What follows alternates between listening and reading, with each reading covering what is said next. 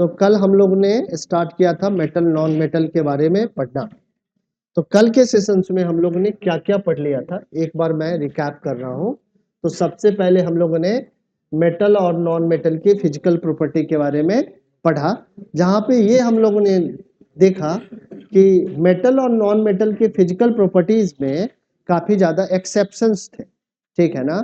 और इसी एक्सेप्शंस के कारण हम लोगों ने मेटल और नॉन मेटल की केमिकल प्रॉपर्टी पढ़नी स्टार्ट की, जिसमें सबसे पहले हम लोगों ने मेटल की केमिकल प्रॉपर्टीज पढ़ी। और वहां पे हम लोगों ने मेटल का रिएक्शन ऑक्सीजन के साथ पढ़ा।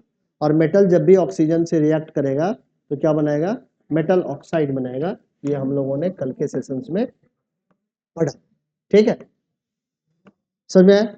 और अलग अलग मेटल की रिएक्टिविटी ऑक्सीजन के रिस्पेक्ट में अलग अलग होती है, ये हमने देखा, ठीक है।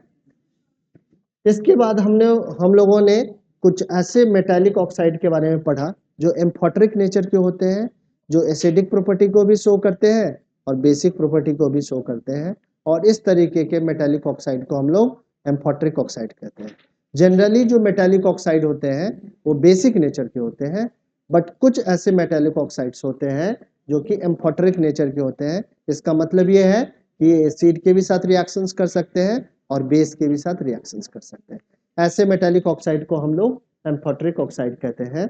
और एम्फोटेरिक ऑक्साइड के जो एग्जाम्पल्स हैं वो जिंक ऑक्साइड है, लेड ऑक्साइड है, एल्युमिनियम ऑक्साइड है।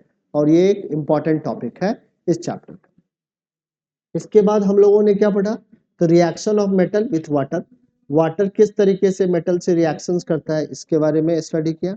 यहाँ पर भी हम लोगों ने देखा कि अलग अलग मेटल की जो रेट ऑफ रिएक्शंस है वाटर के रिस्पेक्ट में ये अलग अलग है। कुछ मेटल्स हमारे कोल्ड वाटर से रिएक्शंस कर लेते हैं, कुछ मेटल हमारे हॉट वाटर से रिएक्शंस करते हैं, और कुछ मेटल हमारे स्टीम के साथ रिएक्शंस करते हैं। वहीं कुछ मेटल ऐसे भी हैं जो वाटर के किसी भी फॉर्म के साथ रिएक्शंस नहीं करते हैं। और ये सारी चीजें हम लोगों ने कल की क्लास में पढ़ी, ठीक है। साथ में हम लोगों ने ये भी पढ़ा कि reaction of metal with dilute acid, कौन कौन से मेटल डाइल्यूट एसिड के साथ रिएक्शंस करते हैं और कौन कौन से मेटल हमारे डाइल्यूट एसिड के साथ रिएक्शंस नहीं करते हैं, इसके बारे में भी हम लोगों ने पढ़ा। साथ में हम लोगों ने ये पढ़ा कि reaction of metal with their solution of other metal salt, कि कब एक मेटल दूसरे मेटल सॉल्ट के साथ रिएक्शंस करेगा। तो हम लोगों ने वहां पे ये पढ़ा कि अगर एक मेटल है हमारा और दूसरा मेटालिक सॉल्ट है, तो ये मेटल इस मेटालिक सॉल्ट के साथ तभी रिएक्शंस करेगा जब ये मेटल इसमें अवेलेबल मेटल से रिएक्टिव हो। तो ये एक रिएक्टिव मेटल इस मेटल सॉल्ट से मेटल को डिस्प्लेस करेगा और मेटल को डिस्प्लेस करके एक नया कंपाउंड बनेगा। तो ये सारा कल हम लोगों ने डिस्कशंस किया और इसी रिएक्शंस के बेसिस पे हम लोगों ने मेटल की एक रिएक्टिविटी सीरीज बनाई, जहाँ पे हमने देखा कि कौन सा मेटल कितना रिएक्टिव है, ठीक है। तो हमने देखा कि सबसे जो मोस्ट रिएक्टिव मेटल है वो हमारा पोटेशियम है और सबसे लिस्ट रिएक्टिव जो मेटल है वो हमारा प्लेटिनम है, ठीक है। तो कल के सेशंस में हम लोगों ने ये सारी चीजों को डिस्कस किया था। अब आज के सेशंस में हम लोग ये पढ़ने वाले हैं reaction of metal and non metal, किस तरीके से मेटल हमारे नॉन मेटल के साथ रिएक्शंस करता है, ठीक है। तो जब भी हमारा मेटल एक नॉन मेटल के साथ रिएक्शंस करेगा वहां पे आयोनिक बॉन्ड का फॉर्मेशन। अब आयोनिक बॉन्ड का फॉर्मेशन कैसे होता है जरा हम लोग एक एग्जांपल लेके समझने का ट्राई करने वाले हैं। सो मैं एक मेटल का एग्जांपल ले रहा हूं और वो मेटल है हमारा सोडियम, ठीक है। सोडियम का एटॉमिक नंबर सारे बच्चों को मालूम होगा। तो सोडियम का एटॉमिक नंबर होता है 11 और इस कारण से इसका जो इलेक्ट्रॉनिक कॉन्फ़िगरेशन होगा वो होगा 281, होगा कि नहीं। सो इसके सबसे आउटर मोस्ट शेल में 1 इलेक्ट्रॉन है, ठीक है। अब हर एक मेटल की ये टेंडेंसी होती है कि वो अपने नियरेस्ट नोबल गैस के जैसा इलेक्ट्रॉनिक कॉन्फ़िगरेशन करना चाहता है, या हर एक मेटल ये चाहता है या नॉन मेटल भी ये चाहता है कि वो स्टेबल इलेक्ट्रॉनिक कॉन्फ़िगरेशन को गेन कर ले, अपने स्टेबिलिटी को गेन कर ले। कोई भी मेटल या नॉन मेटल अपनी स्टेबिलिटी को तभी गेन कर सकता है जब उसके आउटर मोस्ट ऑर्बिट में कितने इलेक्ट्रॉन हो, 8 इलेक्ट्रॉन हो। तो सोडियम के आउटर मोस्ट ऑर्बिट में 1 इलेक्ट्रॉन है। सो बेसिकली सोडियम ये चाहता है कि ये एक इलेक्ट्रॉन को लूज करे, और अपने स्टेबल इलेक्ट्रॉनिक कॉन्फ़िगरेशन को गेन कर ले। बट ये तभी हो सकता है जब ये किसी दूसरे यानी कि एलिमेंट के एटम के साथ रिएक्शंस करे। सो इस सिचुएशन में अगर हम लोग क्लोरीन का एग्जांपल लें तो क्लोरीन का जो हमारा एटॉमिक नंबर है वो 17 है और इसका अगर मैं इलेक्ट्रॉनिक कॉन्फ़िगरेशन लिखूं तो 287 है। तो यहाँ पे देख रहे हो कि क्लोरीन एटम को अपने स्टेबल इलेक्ट्रॉनिक कॉन्फ़िगरेशंस को गेन करने के लिए एक इलेक्ट्रॉन की जरूरत है। यहाँ पे एक इलेक्ट्रॉन इसके पास क्या है, लेस है। कहीं से इसके पास एक इलेक्ट्रॉन मिल जाए तो ये स्टेबल इलेक्ट्रॉनिक कॉन्फ़िगरेशन को गेन कर लेगा। तो ये जो सोडियम है इसमें इलेक्ट्रॉन को लूज करने की टेंडेंसी है। क्यों लूज करने की टेंडेंसी है?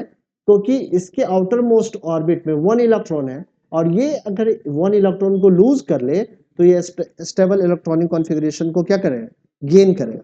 तो जैसे ही ये क्लोरीन एटम के कांटेक्ट में आता है वैसे ही ये एक इलेक्ट्रॉन को क्या कर लेता है, लूज कर लेता है। और इस एक इलेक्ट्रॉन के लूज करने के कारण सोडियम क्या है, आयंस में कन्वर्ट हो जाता है। अब इसका इलेक्ट्रॉनिक कॉन्फ़िगरेशन क्या होगा, 2,8 होगा। अब सोडियम एटम नहीं रखे, सोडियम आयन में कन्वर्ट हो गया है और इसको कहेंगे सोडियम कैटायन। समझ में आया? ऑनलाइन क्लास ज्वाइन कर, ठीक है। ये हो गया सोडियम कैटायन, ठीक है। सो ये जो 1 इलेक्ट्रॉन है जब ये क्लोरीन गेन करेगा तो क्लोरीन का इलेक्ट्रॉनिक कॉन्फ़िगरेशन 288 होगा या नहीं होगा?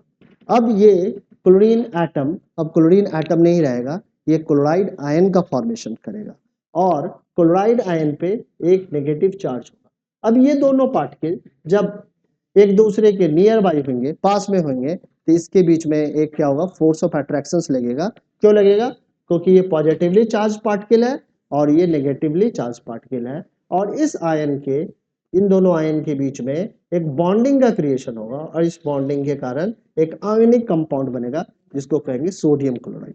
अब ये जो सोडियम क्लोराइड का मॉलिक्यूल्स है इस पे कोई भी चार्ज नहीं है क्योंकि इसका जो पॉजिटिव चार्ज है ये क्लोराइड आयन के नेगेटिव चार्ज के कारण क्या होगा, कैंसिल हो जाएगा।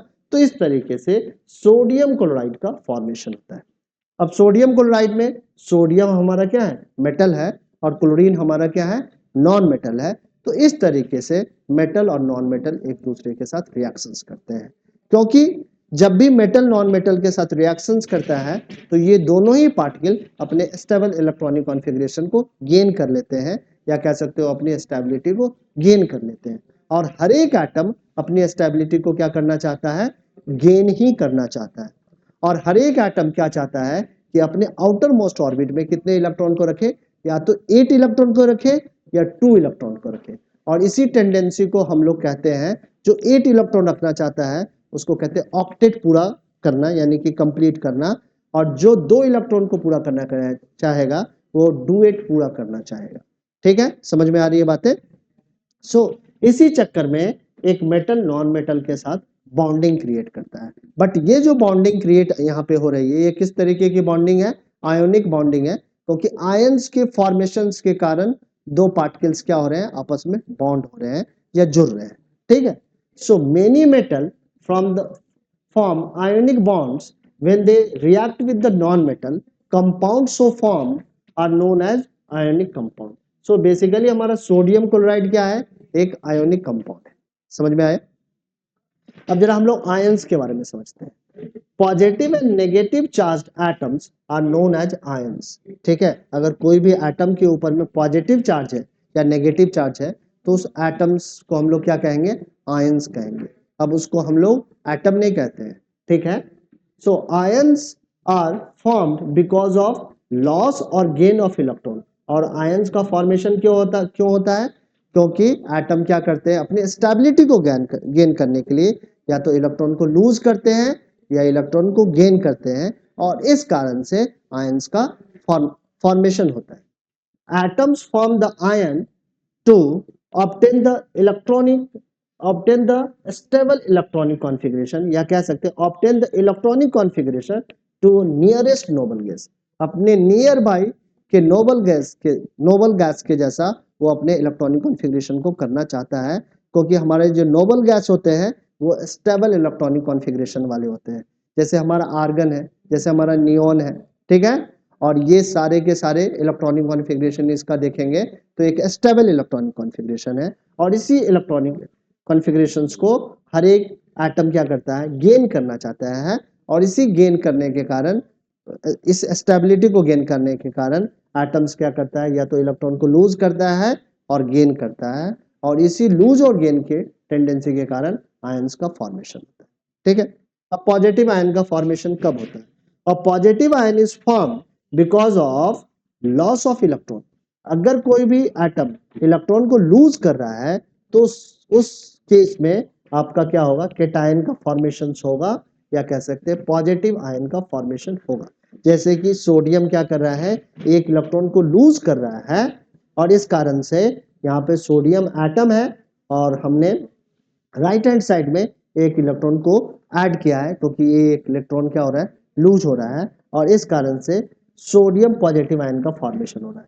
इसी तरीके से मैग्नीशियम का इलेक्ट्रॉनिक कॉन्फ़िगरेशन देखोगे तो इसका मैग्नीशियम का इलेक्ट्रॉनिक कॉन्फ़िगरेशन 282 है। सो ये 2 इलेक्ट्रॉन को लूज करके अपने स्टेबल इलेक्ट्रॉनिक कॉन्फ़िगरेशन को गेन करेगा, इसलिए मैंने लिखा है Mg और एरो लगाए, Mg पे कितना चार्ज है, +2 चार्ज है, ये 2 इलेक्ट्रॉन को लूज कर रहा है। वही नेगेटिव आयंस का फॉर्मेशन क्यों होता है, जब एटम क्या करता है, इलेक्ट्रॉन को गेन करता है। इलेक्ट्रॉन के गेन के सिचुएशंस में नेगेटिव आयन का फॉर्मेशन होता है, और इस कारण से लेफ्ट हैंड साइड में एक इलेक्ट्रॉन हमने यहाँ पे लिखा है, और ये एक इलेक्ट्रॉन जैसे ही क्लोरीन एटम गेन करेगा तो क्लोराइड आयन का फॉर्मेशन होगा। इसी तरीके से जब ऑक्सीजन एटम 2 इलेक्ट्रॉन को गेन करेगा तो ऑक्साइड आयन का फॉर्मेशन होगा। समझ में आ रहा है बात? तो इस तरीके से आयंस का फॉर्मेशन होता है, और आयंस के फॉर्मेशंस के कारण आयनिक कंपाउंड का फॉर्मेशन होता है, और आयनिक बॉन्ड का फॉर्मेशन होता है। समझ में आ रही है बातें? अब यहाँ पे हम लोग जरा समझते हैं एक हमारा प्रॉपर्टी है जिसके बारे में थोड़ा सा हम लोग यहाँ पे डिस्कस करेंगे, प्रेजेंटेशंस में नहीं है फिर भी हम लोग डिस्कस करेंगे, ठीक? हाँ बताओ, फिर से समझा रहे हैं, अभी बार बार समझाएंगे। अब क्या है कि आपके बुक में एक डॉट स्ट्रक्चर दिखाया होगा, हर एक एटम का आप डॉट स्ट्रक्चर दिखा सकते हो। डॉट स्ट्रक्चर में हम लोग ये दिखाते हैं कि उस एटम के आउटर मोस्ट ऑर्बिट में कितना इलेक्ट्रॉन है। अगर कोई पूछे कि सोडियम का डॉट स्ट्रक्चर क्या होगा, तो सोडियम के आउटर मोस्ट ऑर्बिट में कितना इलेक्ट्रॉन है, 1 इलेक्ट्रॉन है, तो ये सोडियम का क्या होगा, डॉट स्ट्रक्चर होगा। समझ में आया? अब डॉट स्ट्रक्चर के हेल्प से आप आयनिक बॉन्ड को क्या कर सकते हैं, एक्सप्लेन कर सकते हैं कि किस तरीके से बॉन्डिंग का फॉर्मेशन हो रहा है। अगर यहीं पे मैं क्लोरीन का क्या करूं, डॉट स्ट्रक्चर लिखूं, तो चूंकि हमने सोडियम के इलेक्ट्रॉन को डॉट से रिप्रेजेंट किया है, तो इसके डॉट स्ट्रक्चर में मैं इलेक्ट्रॉन को क्रॉस से रिप्रेजेंट कर रहा हूं। क्रॉस से रिप्रेजेंट करना भी डॉट स्ट्रक्चर ही कहलाता है, बट डॉट स्ट्रक्चर में हमेशा ही मैं एटम के आउटर मोस्ट ऑर्बिट में प्रेजेंट इलेक्ट्रॉन को ही क्या करता हूं, रिप्रेजेंट करता हूं। ठीक है, समझ में आ रही बात? तो क्लोरीन के आउटर मोस्ट ऑर्बिट में कितना इलेक्ट्रॉन है? ठीक है, 7 इलेक्ट्रॉन है।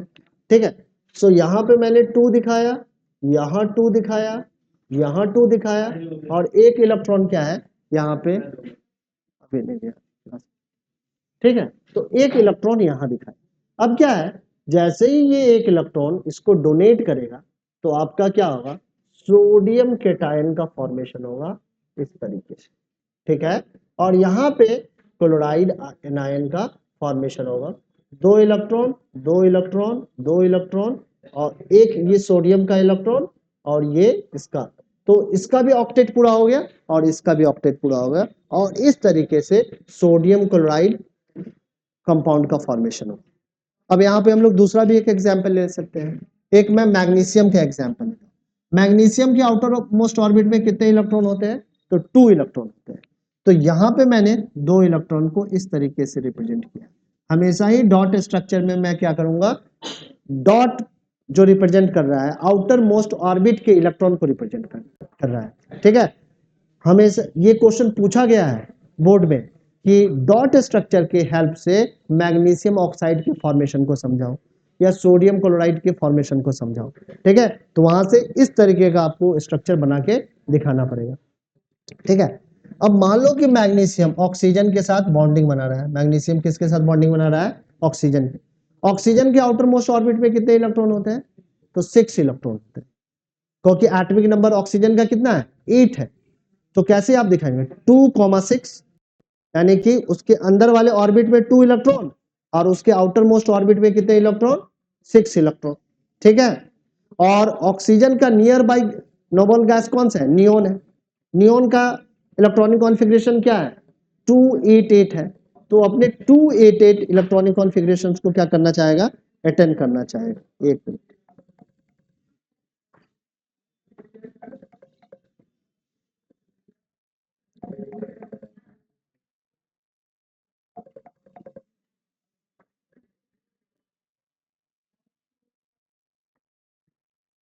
एक मिनट होल्ड करेंगे सारे बच्चे।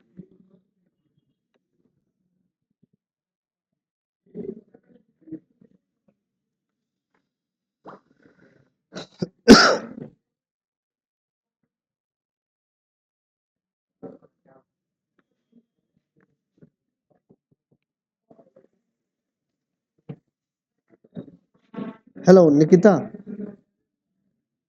आप सारे बच्चों को आवाज आ रही है ना? ठीक। हेलो,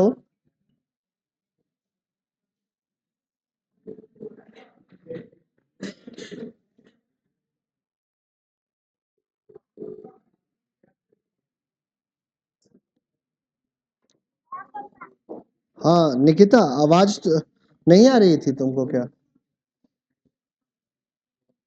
अब तो ठीक है ना? अब तो मैं आ गया हूँ फिर से। ठीक है, ठीक।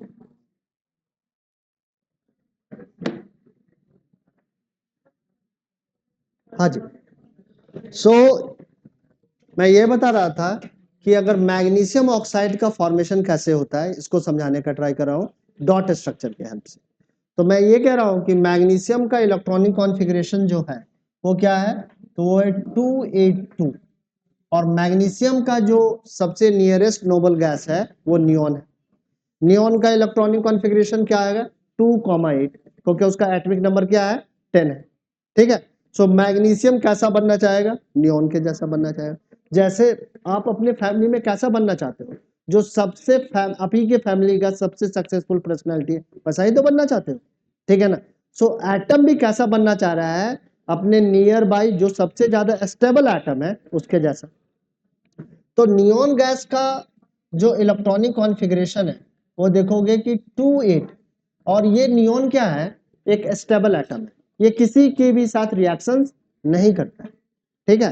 तो हमारा मैग्नीशियम कैसा बनना चाह रहा है? नियोन के जैसा। अब मैग्नीशियम नियोन के जैसा कब बन पाएगा?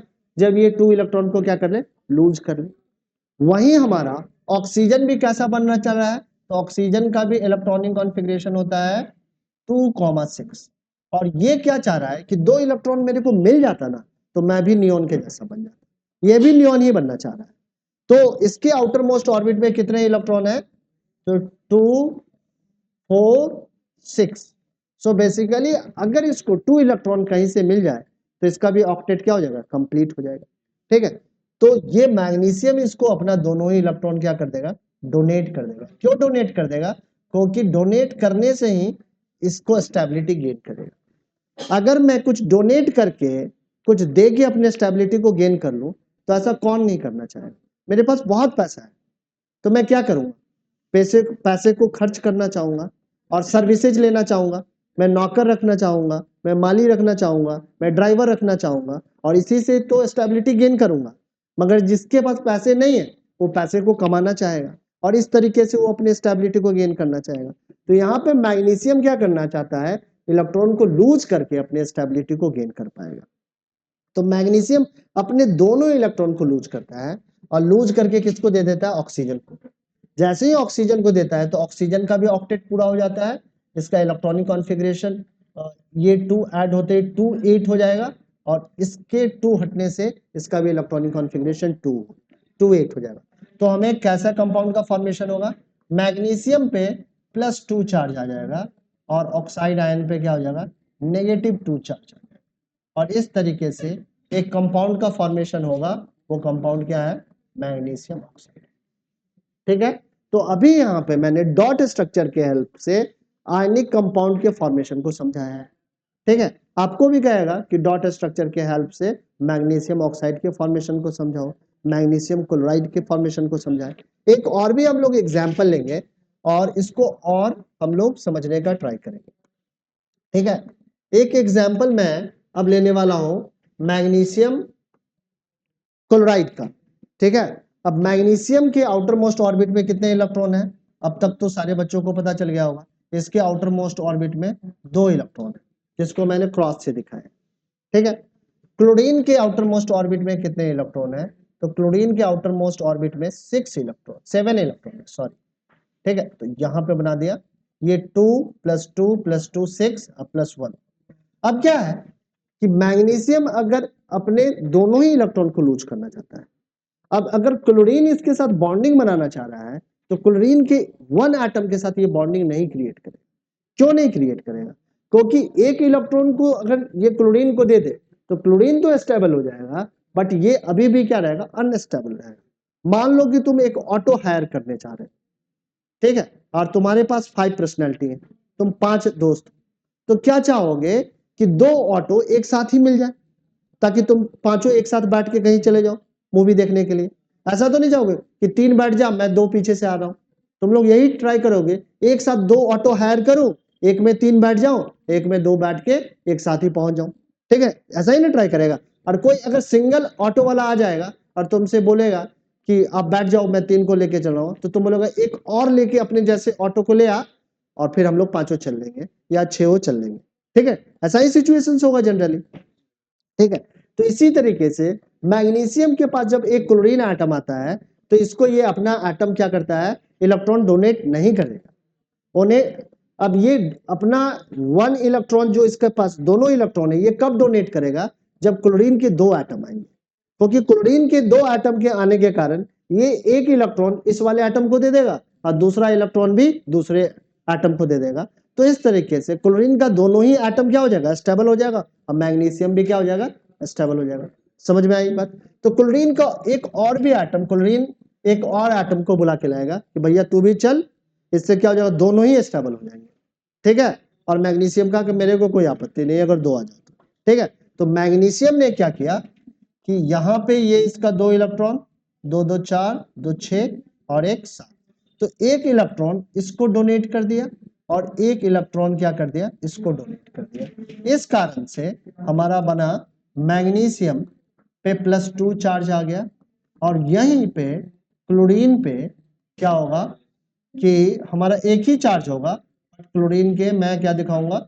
2 एटम को यहाँ पे रिप्रेजेंट करूंगा, या 2 आयंस को रिप्रेजेंट करूंगा, यहाँ पे लिख दूंगा 2, जो का मतलब है क्लोरीन के 2 आयंस है। तो हमें क्या फॉर्मेशन होगा? MgCl2। यहाँ पे MgCl का फॉर्मेशन नहीं होगा, यहाँ पे MgCl2 का फॉर्मेशन होगा। इसीलिए मैग्नीशियम क्लोराइड का अगर फॉर्मूला लिखना होता है तो MgCl2 लिखते हो, ना कि MgCl लिखते हो।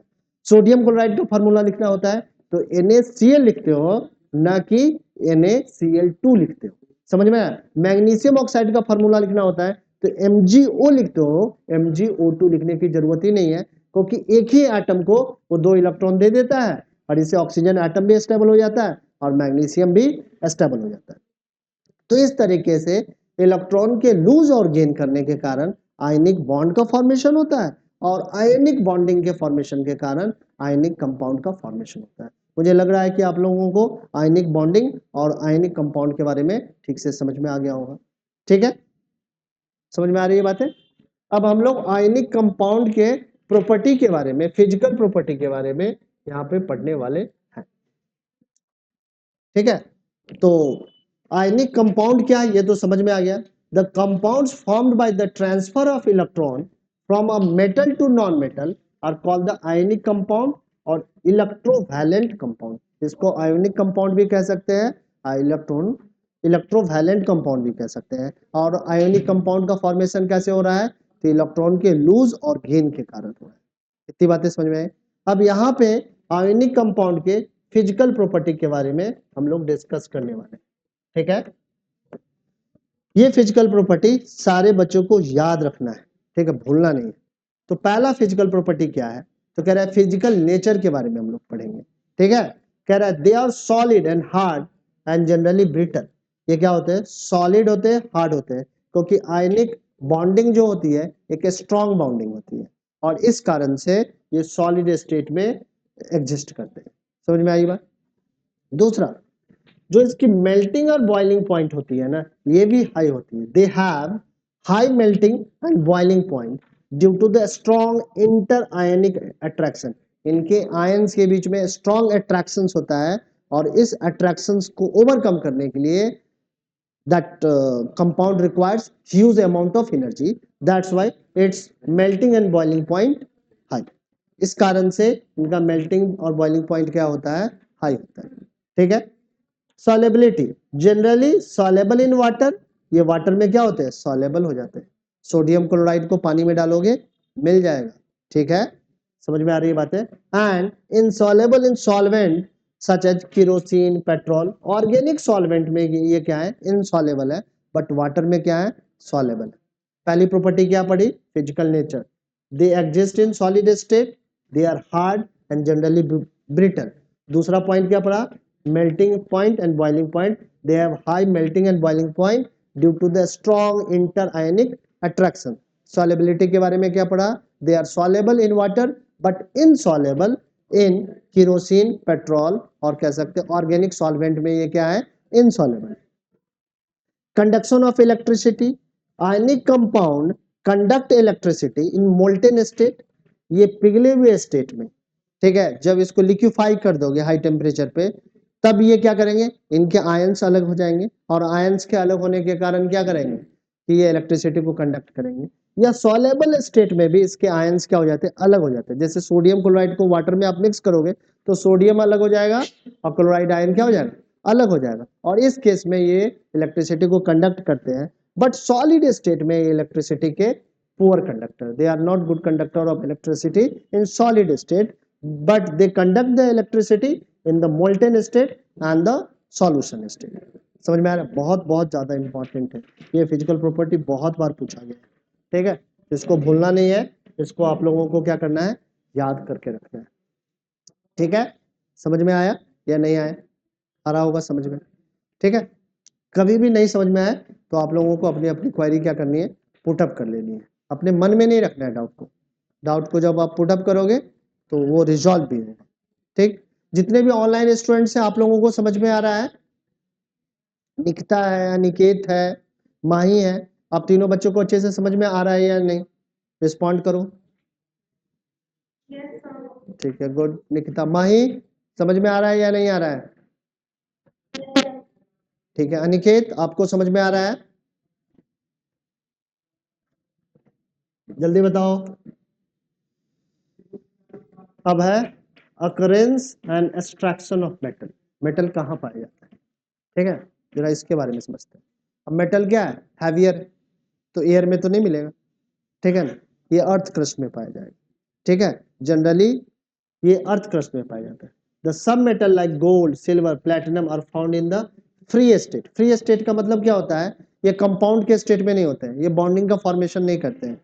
ठीक है, ये कुछ मेटल, क्योंकि ये लीस्ट रिएक्टिव क्या है? मेटल है, तो ये नेचर में किस स्टेट में मिलेंगे? फ्री स्टेट में मिलेंगे। बट कहाँ पे मिलेंगे? अर्थ क्रस्ट में मिलेंगे। ठीक है, state in the earth crust because they are least reactive. Most metal are found as oxides, carbonates, sulphides, ठीक है, मोस्टली जो मेटल होते हैं वो कंपाउंड के स्टेट में मिलते हैं, फ्री स्टेट में नहीं मिलते हैं, अपने नेटिव स्टेट में नहीं मिलते हैं, क्योंकि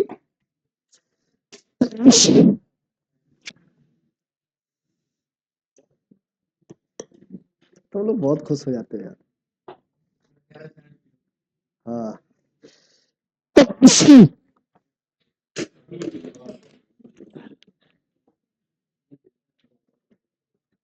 चलो ठीक है, तो जनरली जो मेटल्स होते हैं वो कॉम्बाइंड स्टेट में मिलते हैं, बट कुछ मेटल ऐसे हैं जो जो आपको फ्री स्टेट में मिलेंगे, जो कि लिस्ट रिएक्टिव मेटल, जैसे गोल्ड कॉम्बाइंड स्टेट में नहीं होगा, अपने फ्री स्टेट में होगा, अपने नेटिव स्टेट में होगा, यानी कि वो किसी से जुड़ा हुआ नहीं मिलेगा। उसमें डस्ट के पार्टिकल होंगे, रॉक होगा, क्ले होगा, बट वो फ्री होगा, वो दूसरे के साथ कॉम्बाइंड नहीं होगा। बट और जो दूसरे मेटल है जैसे कैल्शियम है, रिएक्टिव मेटल है, वो कंबाइंड स्टेट में मिलेगा। किस फॉर्म में मिलेगा? तो कैल्शियम कार्बोनेट के फॉर्म में मिलेगा। तो कार्बोनेट आपको क्या करना पड़ेगा, अलग करना पड़ेगा। जिंक आपको क्या मिलेगा? सल्फाइड के फॉर्म में मिलेगा। तो यहाँ से सल्फाइड को क्या करना पड़ेगा? सल्फर को रिमूव करना पड़ेगा। तो अभी हम लोग एक्सट्रैक्शंस के बारे में समझने वाले हैं कि किस तरीके से किसी भी मेटल को एक्सट्रैक्ट कर सकते हैं। एक्सट्रैक्शंस में कुछ टर्म्स यूज किए जाते हैं, पहले हम लोग उस टर्म्स से अवेयर होंगे। तो सबसे पहले हम लोग समझेंगे मिनरल्स। मिनरल्स क्या है? The elements and compound which occur naturally in the earth crust are called mineral. जो एलिमेंट और कंपाउंड अर्थ क्रस्ट में पाए जाते हैं नेचुरल फॉर्म में, उसको हम लोग क्या करते हैं? मिनरल कहते हैं। बट सारे मिनरल में परसेंटेज ऑफ मेटल क्या होता है? हाई नहीं होता। ठीक है, कुछ मिनरल्स में परसेंटेज ऑफ मेटल हाई होता है। सो उस मेटल से, उस मिनरल से मेटल का एक्सट्रैक्शन क्या होगा? प्रॉफिटेबल होगा। And such a type of mineral is known as ore. इस तरीके के मिनरल को हम लोग क्या कहते हैं? ओर कहते हैं, जिससे हम लोगों को मेटल का एक्सट्रैक्शन प्रॉफिटेबल होगा। समझ में आया? हर एक मिनरल से मेटल का एक्सट्रैक्शन प्रॉफिटेबल नहीं होगा।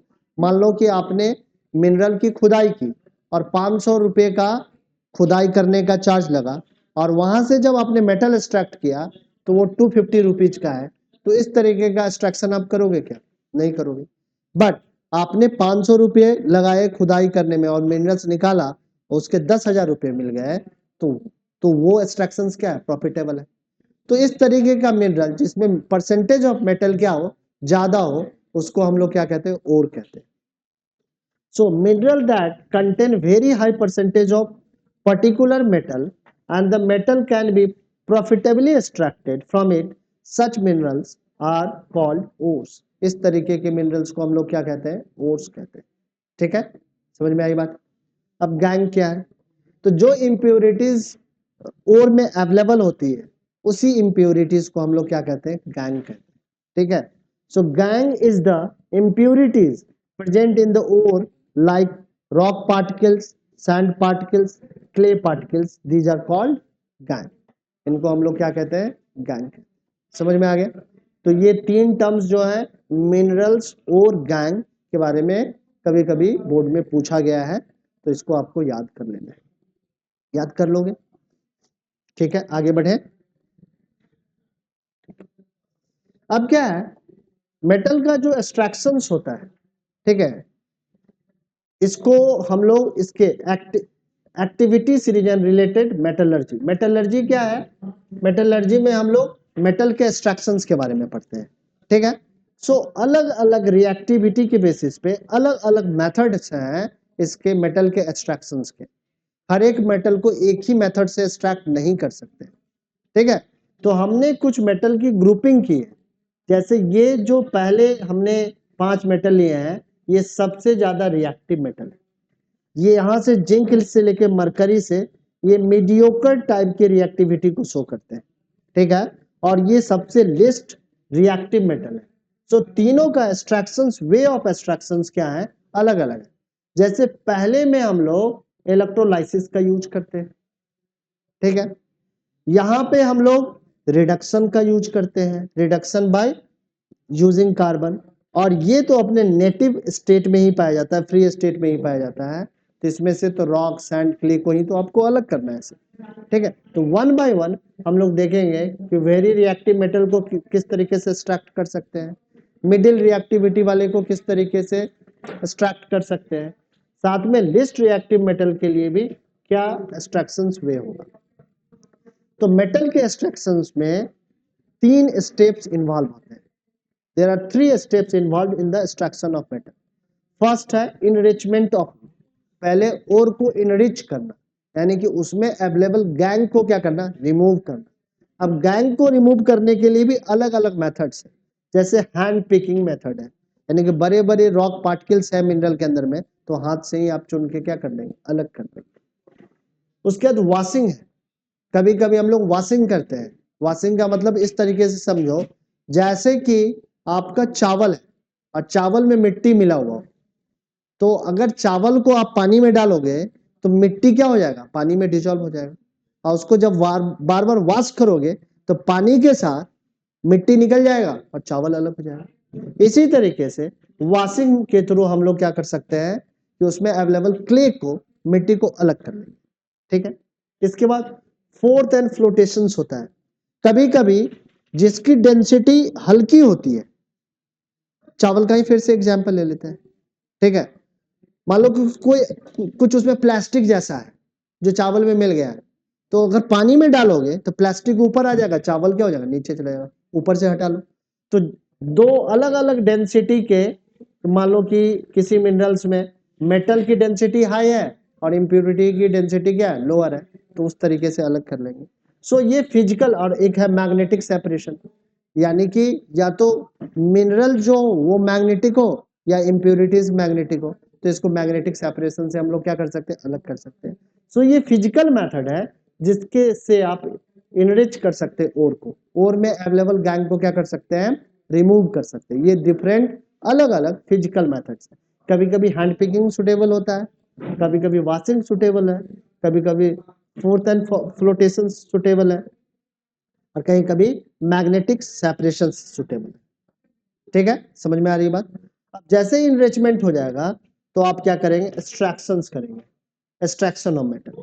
और मेटल का जब एक्सट्रैक्शन हो जाता है तो फिर जो मेटल मिलेगा उसका हम लोग रिफाइनिंग करते हैं। रिफाइनिंग में हमें सिर्फ और सिर्फ इलेक्ट्रोलाइटिक रिफाइनिंग के बारे में हमें पढ़ना है, और डिटेल में इस सेकेंड स्टेप को पढ़ना है। सो किस तरीके से हम लोग मेटल का एक्सट्रैक्शंस करेंगे, इसके बारे में हमें ज्यादा थ्रस्ट दिया गया हमारे एनसीईआरटी में। समझ में आई बात। अब अगली स्लाइड्स पे चलते हैं। अब अगली स्लाइड्स में एक फ्लो चार्ट, इस फ्लो चार्ट में अलग अलग कैटेगरी के मेटल के एक्सट्रैक्शंस के अलग अलग वे, ठीक है। तो पहले वे से हम लोग स्टार्ट कर लेते हैं। पहले आपने ओर लिया और ओर को क्या कर दिया, कंसंट्रेट कर दिया, यानी कि ओर में अवेलेबल गैंग जो था, जो भी इम्प्योरिटीज थी, जो भी रॉक पार्टिकल थे, सैंड पार्टिकल था, क्ले था, इन सबको रिमूव कर दिया, ठीक है। Now you have enriched ore, आपके पास जो ओर है उसमें सिर्फ और सिर्फ मिनरल्स अवेलेबल, बट ये मिनरल्स अगर हाईली रिएक्टिव मेटल का है, जैसे सोडियम का है, पोटेशियम का है, तो यहाँ पे आप सोडियम और पोटेशियम को किस तरीके से क्लोराइड आयन से अलग करोगे, ठीक है, क्लोरीन से कैसे अलग करेंगे, ठीक है। तो यहाँ पे इलेक्ट्रोलाइसिस का यूज करते हैं। पहले हम लोग क्या करेंगे, जो हाईली रिएक्टिव मेटल की ओर है उसको मेल्ट करेंगे, ठीक है। मेल्ट कर दिया, मेल्ट करने के बाद एक हम लोग कंटेनर मान लो कि यहाँ पे इस कंटेनर में इसको क्या किया, रखा, ठीक है, रख दिया। अब क्या है, यहाँ पे दो इलेक्ट्रोड लगाएंगे, ठीक है, और इन दोनों इलेक्ट्रोड को मैं बैटरी से क्या कर देगा, कनेक्ट कर दूंगा, ठीक है। तो एक हमारा बैटरी के पॉजिटिव टर्मिनल से है और दूसरा नेगेटिव टर्मिनल से, ठीक है। तो एक पॉजिटिवली चार्ज टर्मिनल होगा और एक नेगेटिवली चार्ज टर्मिनल होगा। और जब मान लो कि इसमें सोडियम क्लोराइड को अपने मोल्टेन स्टेट में डालोगे तो सोडियम प्लस आयंस के फॉर्म में होगा, क्लोराइड क्या होगा, नेगेटिव आयंस के फॉर्म में होगा।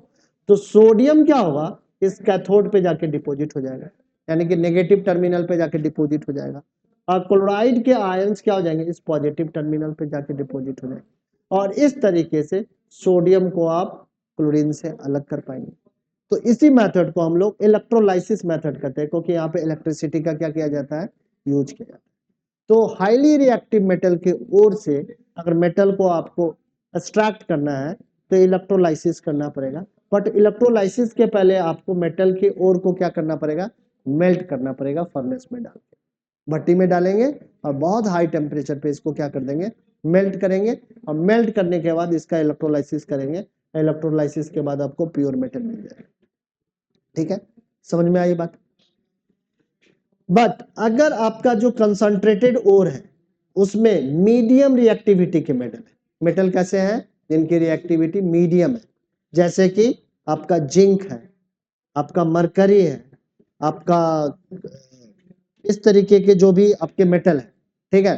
तो यहाँ पे देखना है कि जो भी आपके मेटल को आपको एक्सट्रैक्ट करना है वहां पे किस तरीके का ओर है, कार्बोनेट ओर है या सल्फाइड ओर है, ठीक है। कौन कौन सा ओर देखना है, कार्बोनेट ओर है या सल्फाइड ओर है। सल्फाइड ओर के लिए अलग मेथड है और कार्बोनेट ओर के लिए अलग मेथड है। जिंक का ही एग्जांपल ले लेते हैं, क्योंकि जिंक दोनों ही फॉर्म में मिलता है, जिंक कार्बोनेट के फॉर्म में भी मिलता है और जिंक सल्फाइड के भी फॉर्म में मिलता है। तो एक क्या है, जिंक सल्फाइड है और दूसरा जिंक कार्बोनेट। तो अगर आपके पास मेटल का कार्बोनेट ओर है तो इसका कैल्सिनेशन करते हैं। कैल्सिनेशन क्या है, तो कैल्सिनेशन हीटिंग प्रोसेस है जिसमें हम लोग मेटल के ओर को हीट करते हैं in absence of heat, in absence of air, air के एब्सेंस में हीट करते हैं। ठीक है, हीट तो कर रहे हैं बट इसमें एयर नहीं है, एयर एब्सेंस है, तो इस हीटिंग को हम लोग कैल्सिनेशन कहते हैं। ठीक है, समझ में आई बात। तो जिंक कार्बोनेट को अगर कैल्सिनेट करेंगे तो हमें जिंक ऑक्साइड मिलेगा, मेटल ऑक्साइड मिलेगा। बट अगर जिंक सल्फाइड था आपके पास, ठीक है, या मरकरी सल्फाइड था, तो क्या करना चाहिए, तो इसका रोस्टिंग करना चाहिए। रोस्टिंग भी हीटिंग प्रोसेस है, ये भी हीटिंग प्रोसेस है, बट इस हीटिंग में ऑक्सीजन क्या है, अनअवेलेबल, ऑक्सीजन में कट लगा दिया। बट इस हीटिंग में ऑक्सीजन के अवेलेबिलिटी में, ऑक्सीजन के प्रेजेंस में हम लोग हीटिंग करते हैं। ठीक है ना, and that process is known as roasting. But roasting किसका करते हैं, सल्फाइड ओर का करते हैं, कभी भी कार्बोनेट ओर का नहीं करेंगे। C for carbonate, C for calcination, समझ में आया। तो कार्बोनेट है तो कैल्सिनेशन करो।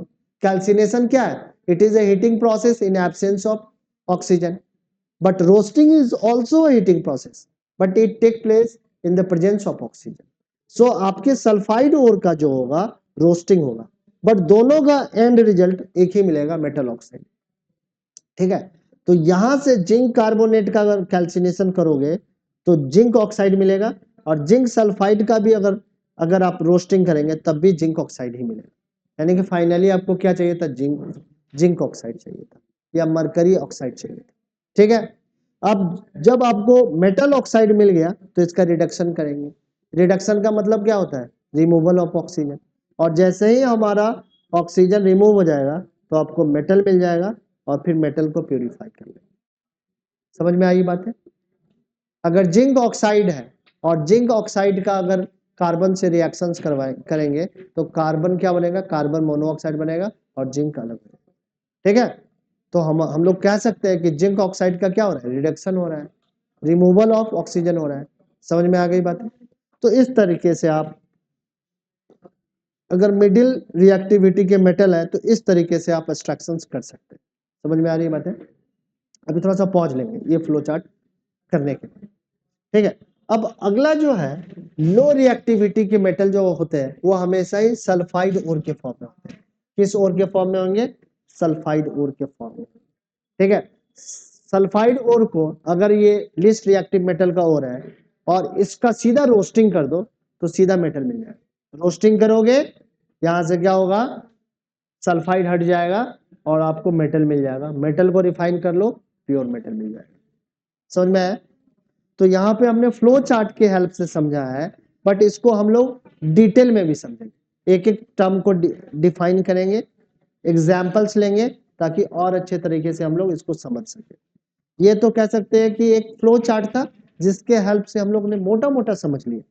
ठीक है ना, एक ब्रीफ आइडिया मिल गया, बट इसके डिटेल में हम लोग चलेंगे कि किस तरीके से इलेक्ट्रोलाइसिस होगा, कार्बो कैल्सिनेशन क्या है, रोस्टिंग क्या है, रोस्टिंग किसका कर रहे हैं, कौन कौन से ऐसे मेटल हैं जिनके ओर का रोस्टिंग कर सकते हैं, इन सब चीज़ों के बारे में हम लोग डिटेल में स्टडी करेंगे अगली वाली से। तो अभी थोड़ा सा पॉज लेते हैं या ब्रेक लेते हैं, फिर इसके बाद स्टार्ट करते हैं सेशन। ठीक है।